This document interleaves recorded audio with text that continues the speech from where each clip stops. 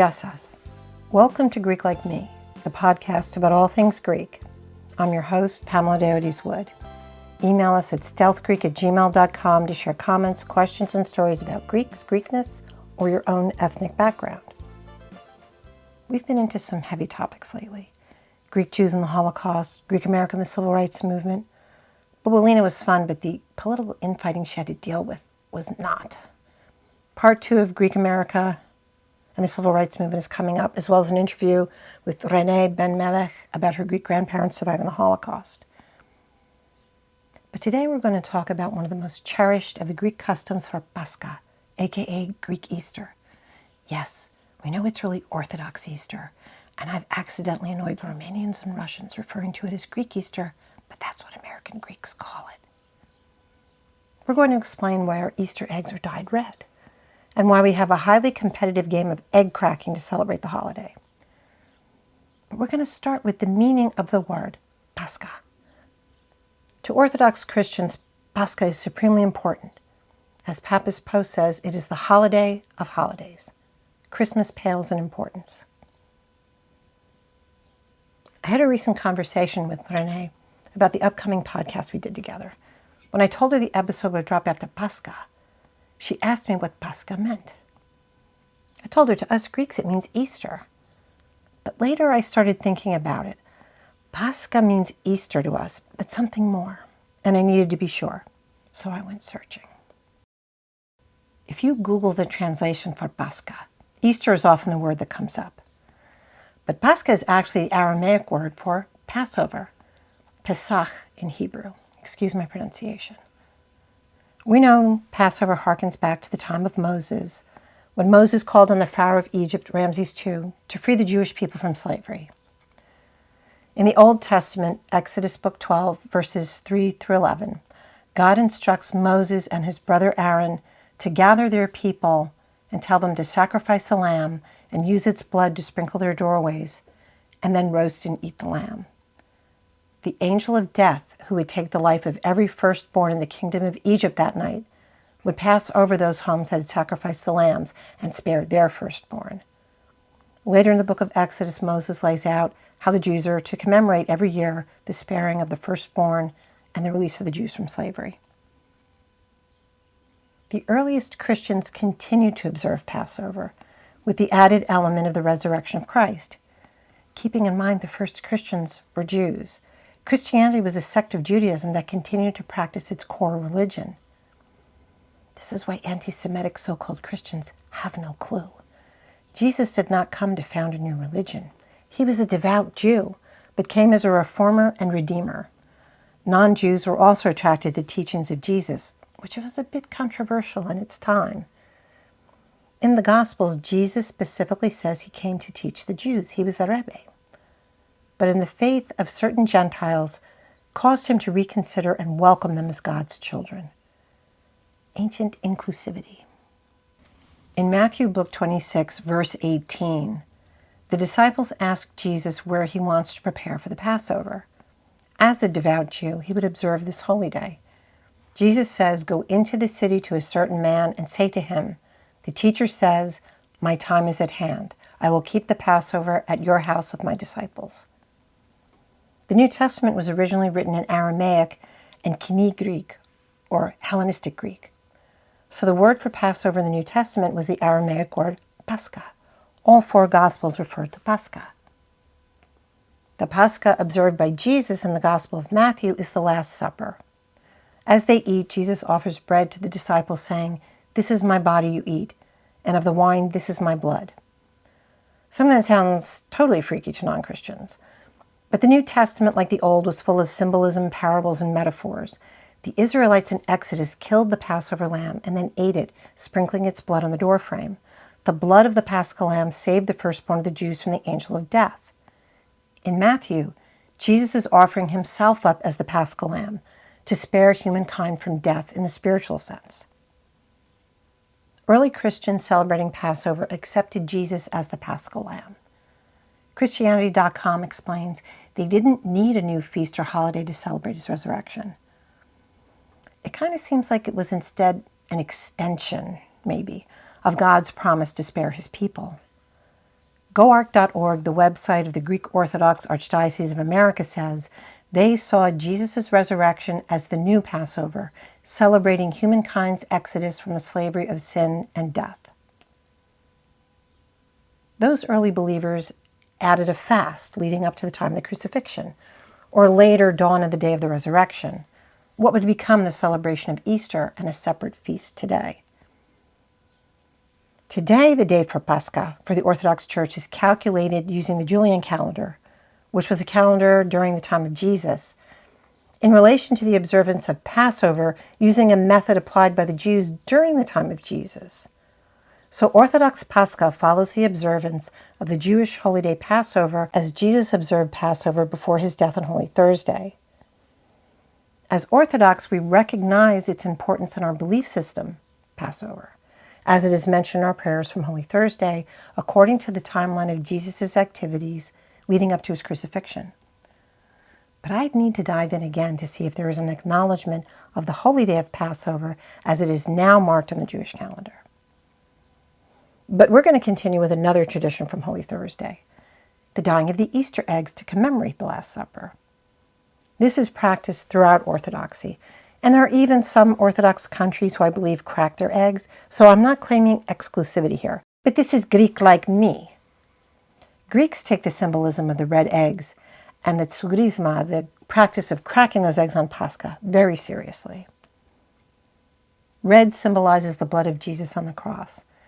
It's the color of life, of victory, and to the Greeks it is a color of celebration and joy. And bonus, it repels the evil eye. At the resurrection service on Holy Saturday that ends at midnight, with everyone proclaiming he is risen, many women will be wearing red. I usually do. Just as an aside, it's such a joyous color. Red has traditionally been kind of taboo for funerals.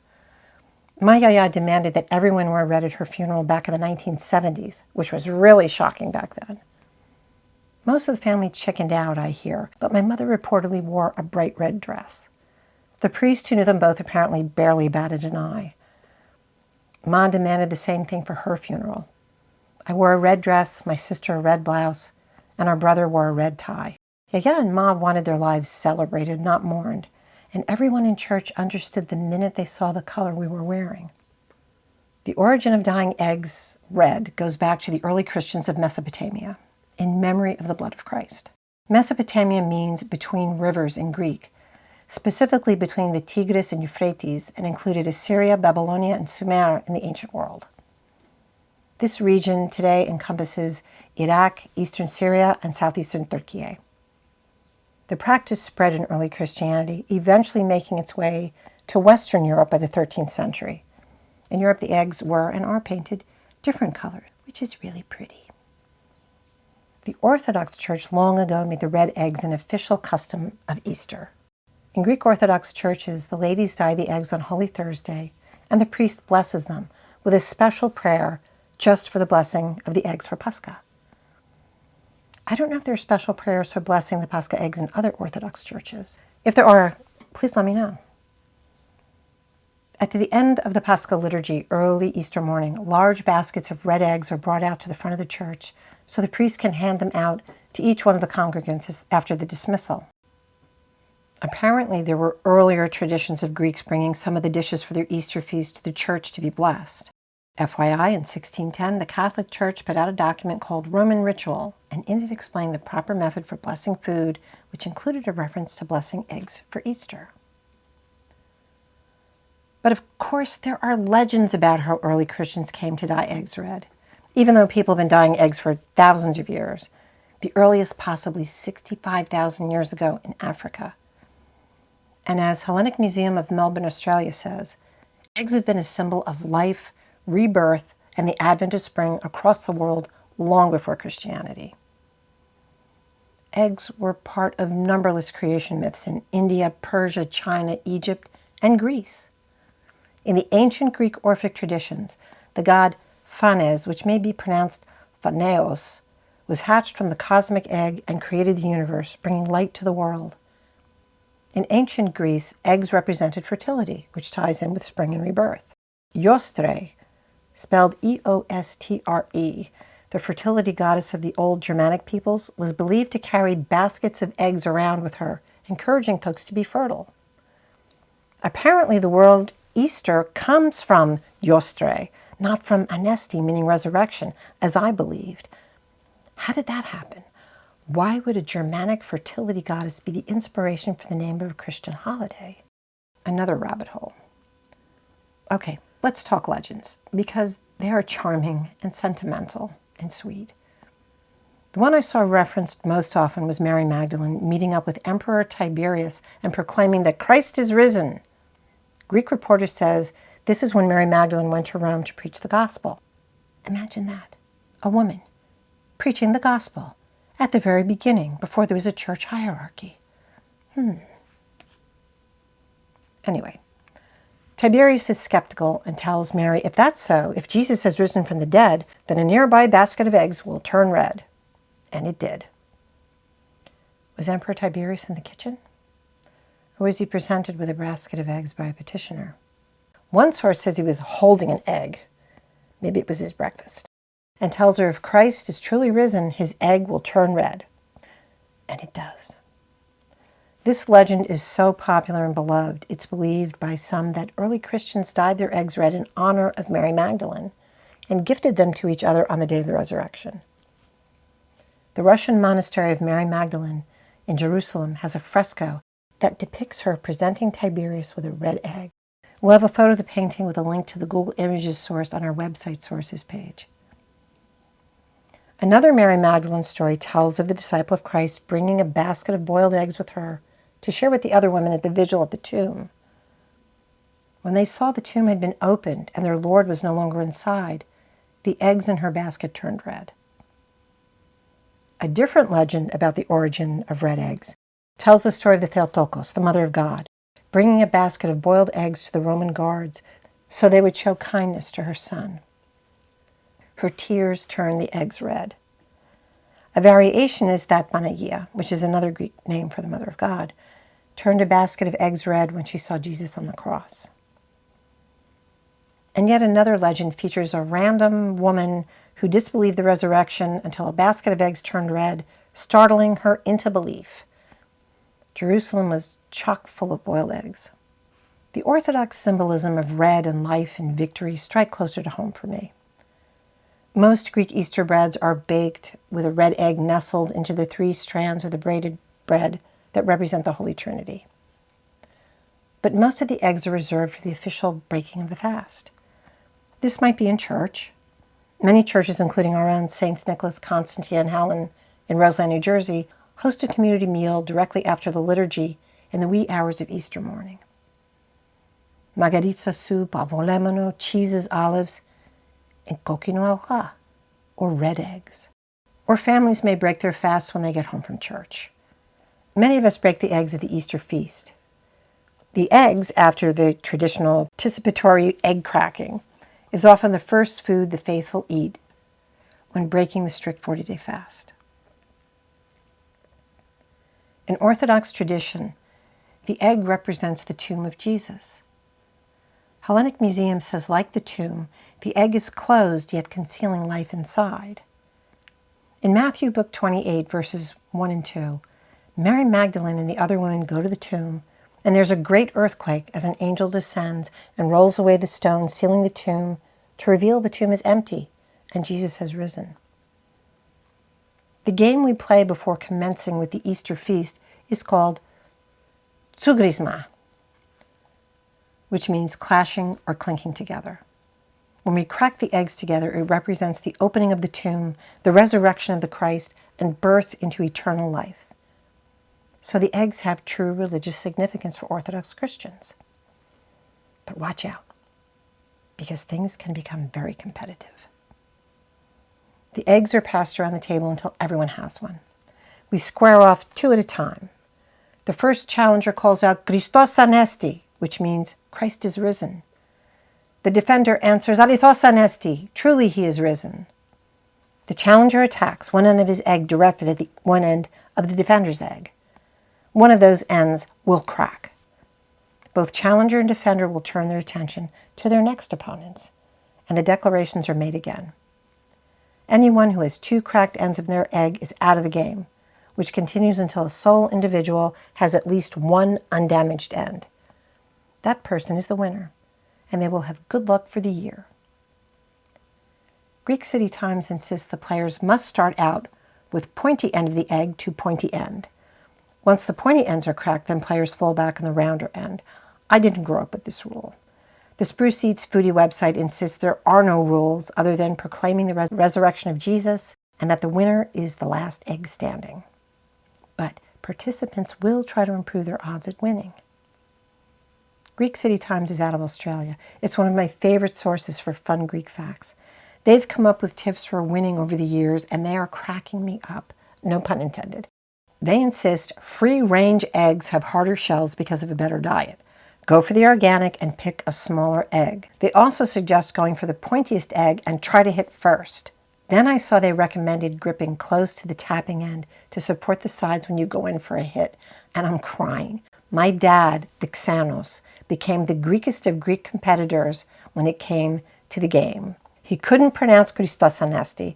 It usually came out sounding more like Christ is nesting, but he brought game. He gripped as close to the end of his egg as his large fingers would allow. His face wasn't just intense, it was almost maniacal in its focus, and the smirk let you know you were in for it. He lost as often as he won after demolishing half the family. The Elinez cheered him on, my normally silent father jumping headfirst into the competition.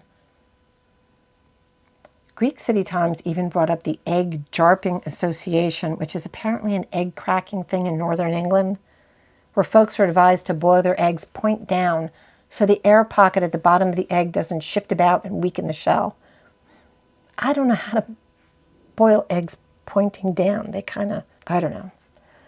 Painting on clear nail polish or a coat of glue increases your chances of winning, says the Egg Jarping Association. But I don't think Greeks would tolerate that kind of nonsense. The reporter ends with, if all else fails, get a wooden egg and beat the rest of your family. And that brought me back to my dad again. Whenever he lost, he threatened to bring in a wooden egg next time to seal his victory. How do we dye our eggs? Like most Greeks in northern New Jersey, for years we bought our powdered egg dye from the Greek store in Kenilworth. The dye comes from Greece, so it's the right color red. If you don't have a Greek store near you, it's now carried by some supermarkets, and I think on Amazon. My Thea Alexandros Nuna, who was still dyeing eggs and making the Easter sweetbread until I was out of college, always made the most intensely deep red eggs for Pascha. They were literally blood red, and the envy of every Greek yaya who caught a glimpse. She was so proud of them. One year when I was 9 or 10, she was over making the kourlakia, the Easter cookies, with my mother. Ma asked her how she managed to get her eggs such a beautiful red. Nona finally relented after many years of keeping Mum about her secret. Ma was her favorite, so she finally shared. Rit, she said. Ma's mouth dropped to the floor. For those who aren't into do-it-yourself, Rit is a fabric dye. We'd noticed the few times we'd had one of Nona's eggs that the dye had easily passed through the shell and made the edible part very red, and apparently legally inedible. Later on, after Nona had gone home, Ma grumbled, this explained why Nona's 4 sons, Ma's cousins, are all such idiots. After that, every time Nona gave us any of her Pascha eggs, after she left, they went straight into the trash with a muttered prayer for forgiveness to Jesus. For the last several years, I've been boiling red onion skins in vinegar to dye the eggs. They're not exactly red, more of a burnt brownish color. It involves boiling the onion skins for 40 minutes, then adding the eggs to boil for another 30. Douglas John recently sent me a reel from Instagram, Mary's Cuisina, which means Mary's Kitchen, where she uses a combination of the skins of brown and purple onion skins, which I'm guessing is what we call yellow and red onion skins in the U.S. We'll drop a link in the podcast notes. My daughter Sandra and I thought we might try beets this year, but in the end, with time constraints, we picked up a red dye from the Greek store while shopping for the feast. But it's made with beetroot, so that's a start. I've also seen turmeric, coffee, and rosary plant, also called madder root, used as natural red dyes. The madder root was referenced by two of my sources as a natural dye traditionally used in Greece years ago. Whatever method you choose to use, after removing the boiled eggs from the dye, set them out to cool. Then polish them with a cloth or paper towel lightly soaked in olive oil. Your eggs will shine. I place mine in a fancy glass bowl I only use for Pascha, and place them on the dining room table as a centerpiece with the Easter sweetbread. Tradition says the first egg removed from the dye is the egg of the Panagia. I don't remember growing up with this, but I love reading about it and passing it on. The egg of the Panagia is meant to be saved to protect the house from the evil eye. It remains in the house until Holy Week of the following year, when the new first egg replaces it. Another tradition is to take the egg of the Panagia to the resurrection service. This then begs the question, how do we respectfully dispose of the egg that's been hanging around for a year? I haven't found an answer yet. If anyone knows, please contact us at stealthgreek.com and let us know.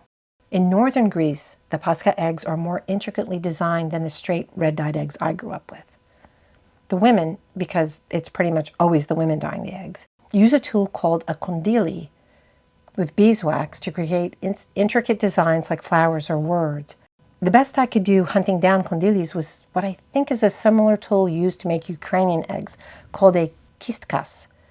We'll drop a link on the sources page to a website that sells them so listeners can see what it looks like. This wooden-handled metal-tipped tool is loaded with a small bit of beeswax, which is heated over a candle. The beeswax drips through an opening in the metal end. Someone with a sure hand that I have creates patterns with the dripping beeswax. The eggs are then dyed. After the eggs dry, the beeswax is wiped off to expose the designs. I feel an impulse to buy one of these tools and experiment. Another common Greek way of decorating eggs, according to Hellenic Museum, is to wrap flowers or leaves against the eggs using sheer fabric, then boiling the eggs in the dye. I would think it might have to dry a bit first before removing the fabric and the flowers or risk smearing the pattern. Maybe I should try that too and report back.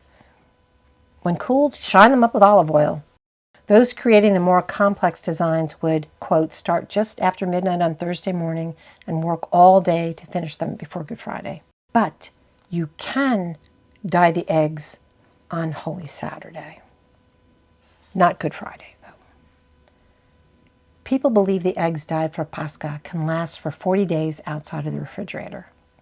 40 days is the period of time the Orthodox have fasted leading up to Pascha, and the period of time they continue to celebrate the resurrection after Easter Sunday by exchanging those greetings we mentioned earlier. Christ is risen, and the response, truly he is risen, is also how Greeks will greet each other every time they meet until the 40 days past Easter. People also believe if the Pascha eggs have been blessed, they can last for a year. I don't know about that. Maybe Nunan's eggs. But traditionally, we're supposed to eat all those eggs, with the exception of the Panagia's egg. It's a joy when you haven't eaten eggs for 40 days, but after a while, you have to get creative. I keep promising my daughter I'll make deviled eggs, and I guess this is the perfect, if ironic, opportunity to make them. Kali Anastasi, blessed resurrection to our Orthodox listeners. Happy holiday well after the fact to Western Christians who celebrated Easter a month ago. Ed and I celebrated then too with my beautiful cousin Sabrina. She'll be joining us this coming Sunday to celebrate Greek style. To our Jewish listeners whose Passover observance ended on April 30th this year, we hope you had a peaceful celebration. And to our Muslim, Buddhist, and pagan friends and everyone else, happy spring. Blessed Holy Week as we count down the days to Pascha. Thanks for listening. Greek Like Me is a Stealth Greek production. This episode was researched, written, and narrated by me, your host, Pamela Diodes Wood. Our producer, photographer, and post-production editor is Douglas John. Visit our website at stealthgreek.com for resources, photos, links, and more. Please rate, like, and subscribe. It helps us get noticed so we can keep making content about Greeks and Greek culture.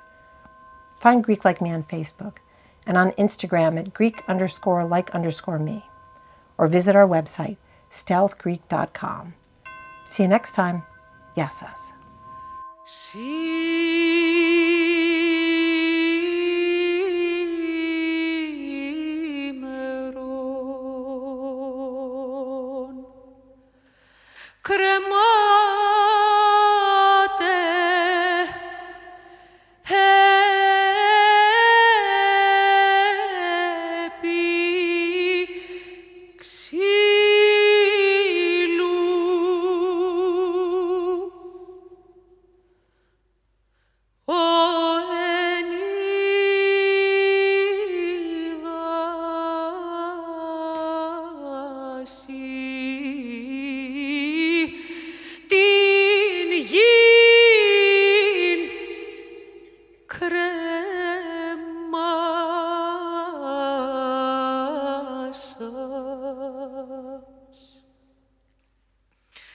Στέφανον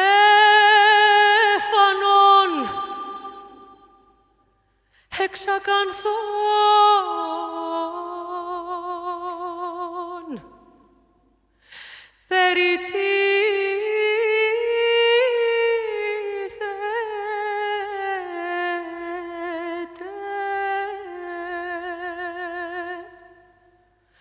ο των αγγέλων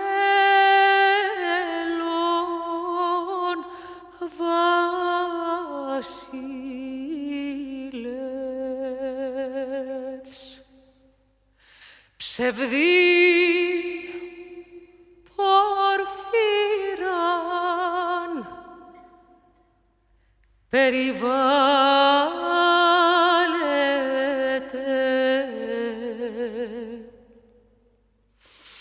ο περιβάλλον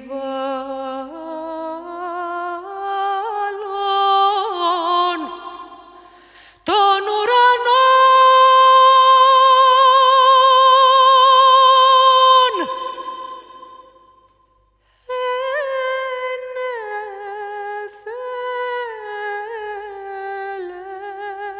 ενεφέλες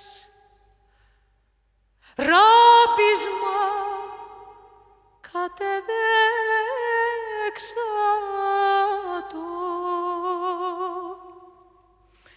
ο εν η ορθάνη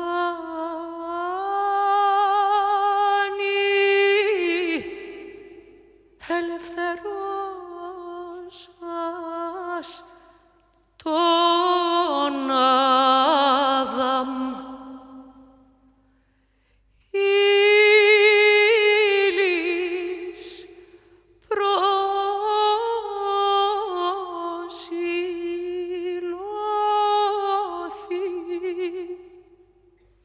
ο νυμφίος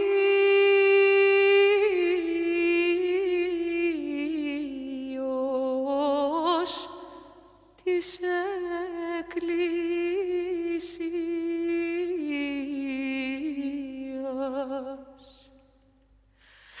Λόγχη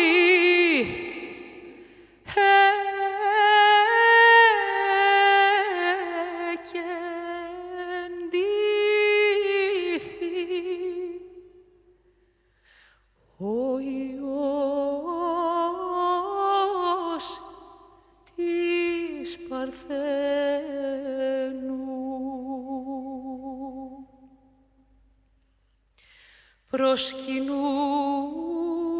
Προσκυνούμεν σου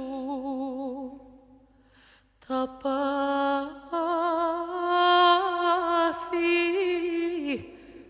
Χριστέ. Προσκυνούμεν σου τα πάθη, Χριστέ. Προσκυνούμεν σου τα πάθη, Χριστέ. Δείξον ημίν